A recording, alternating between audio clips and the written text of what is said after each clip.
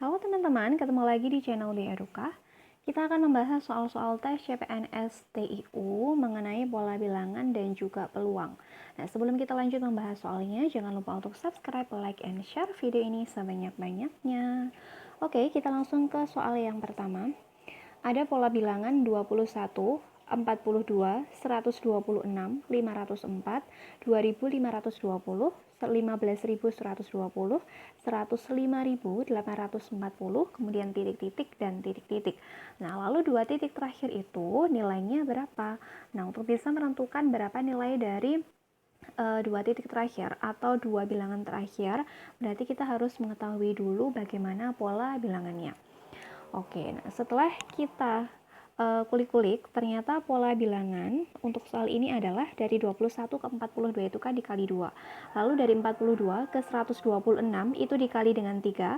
Lalu 126 ke 504 itu dikalikan 4. Nah, berarti kan pola bilangannya teratur ya.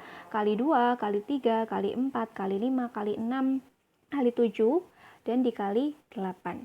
Nah, dari 105.840 ke titik-titik yang pertama atau di sini itu adalah dikali dengan 8. Maka hasilnya dari 105.000 dikalikan dengan 840 itu hasilnya adalah 846.720. Nah, dari opsi A sampai E manakah yang hasilnya itu dimulai dulu dari 846.720? Nah, ini ada C ya, sama kalau D ini jangan sampai terkecoh, dia memang angkanya mirip. Kalau yang C itu 846.000, sedangkan yang E itu 864.000. Jadi angkanya itu dibalik antara puluhan sama satuan ribuannya. Nah, tapi kalau kita lebih teliti lagi, yang hasilnya 846.720 itu adalah opsi yang C. Nah, C ini kan cuma satu-satunya jawaban yang diawali dengan 846.720 ya kan. Maka kemungkinan yang pola angka berikutnya itu sudah benar karena yang C ini cuma satu-satunya jawaban yang dimulai dengan angka yang tepat. Gitu ya. Jadi kita tidak perlu mengecek yang pola selanjutnya karena sudah dipastikan benar. Karena itu kan cuma satu-satunya saja. Oke, kita lanjut ke soal nomor 2. Ini juga masih seputar pola bilangan. Berikut disajikan pola bilangan 315, kemudian 630, lalu 210. Nah, ini turun ya. Dari 315 ke 630 itu naik, kemudian turun ke 210, lalu naik ke 840, turun ke 168, naik ke 1008, dan turun ke 144. Nah, di sini kan pola bilangannya naik dan turun. Jadi kemungkinannya kalau tidak ditambah dan dikurang, ya berarti dikali sama dibagi, ya kan? Nah, sekarang kita kotak-katik dulu. Lalu kita dapatkan pola bilangan dari 315 ke 630 itu kan naik. Ternyata dia dikalikan sama 2. Lalu dari 630 ke 210 itu dia turun. Ternyata dibagi sama 3. Lalu dari 210 ke 840 itu kan naik ya. Ternyata itu dikali sama 4. Lalu dari 840 ke 116 itu kan turun. Ternyata dibagi sama 5. Berarti di sini pola bilangannya itu adalah dikali bagi, kali bagi, dan seterusnya. Sedangkan angkanya itu teratur. Dari dikali 2 bagi 3, kali 4 bagi 5, kali 6 bagi 7, kali 8 dibagi sama 9. Nah, untuk yang dua pola terakhir yang dari 144 ke angka berikutnya, itu kan dia harusnya naik ya kan, karena dibagi sama dikali sama 8. 144 dikali dengan 8 itu hasilnya adalah 1152. Nah, opsi mana saja yang dimulai dengan angka 1152? Yaitu ada opsi A, B, sama yang C. Berarti kita bisa langsung mengeliminasi opsi yang D sama yang E. Lalu ini tadi kan awalnya sudah dikali ya, maka berikutnya adalah dibagi. Dibagi berapa? Ya dibagi sama 9, karena kan tadi sebelumnya sudah dikali sama 8, maka pola angka berikutnya adalah dibagi sama 9. Berarti 1152 dibagi 9 itu hasilnya adalah 128. Maka jawabannya adalah 1152 sama 128. Opsi yang mana berarti? Opsi yang C. Gitu ya. Jadi jawaban yang tepat untuk soal nomor 2 ini adalah opsi yang C. Oke, kita lanjut ke soal nomor 3, masih seputar pola bilangan lagi.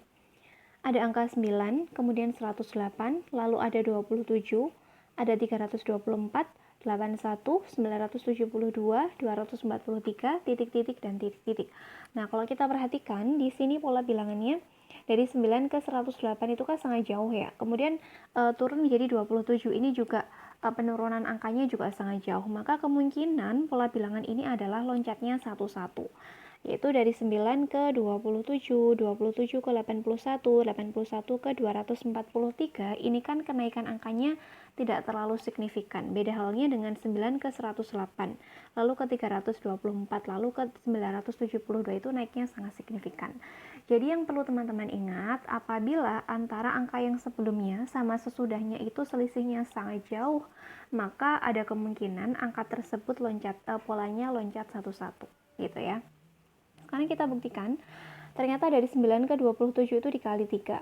Lalu 27 ke 81 itu juga dikali 3. Lalu 81 ke 243 itu juga dikali 3.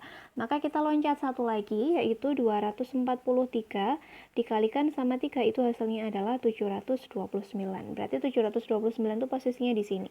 Ya, berarti dia di titik-titik yang kedua.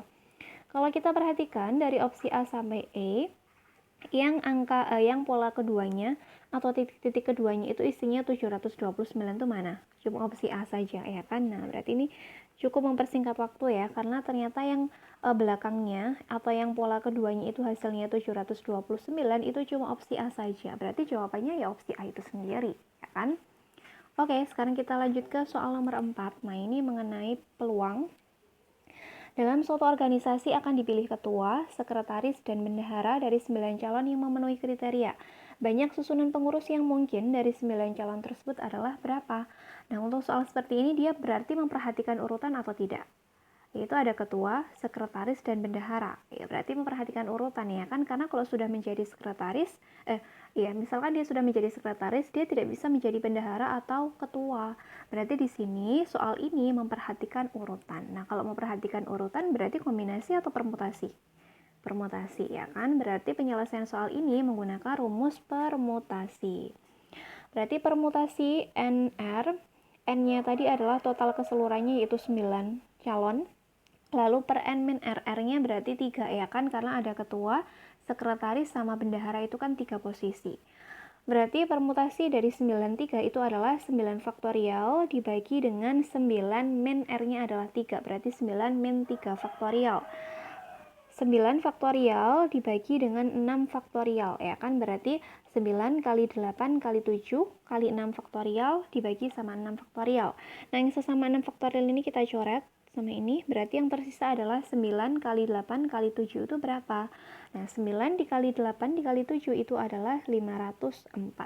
Berarti untuk banyaknya cara untuk menyusun pengurus yang mungkin dari 9 calon tersebut itu adalah 504 cara, yaitu menggunakan permutasi tadi rumusnya, ya kan? Berarti opsi yang tepat adalah yang C. Sekarang kita ke soal yang terakhir atau soal nomor 5. Dalam sebuah kotak terdapat 4 bola merah, 8 bola kuning, dan 3 bola biru. Jika dari kotak diambil 1 bola secara acak, maka peluang terambilnya bola kuning atau biru adalah berapa? Nah, kalau ada 4 bola merah, 8 bola kuning, dan 3 bola biru, berarti total bolanya itu ada berapa?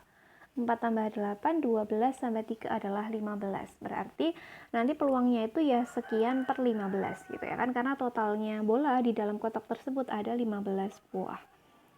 Nah, maka peluang terambilnya bola kuning atau biru dalam satu kali pengambilan. Nah, berarti tadi yang bola kuningnya itu kan 8 per 15 ditambah sama yang biru adalah 3 per 15, maka peluangnya adalah 11 per 15. Maka jawaban untuk soal ini adalah opsi yang E.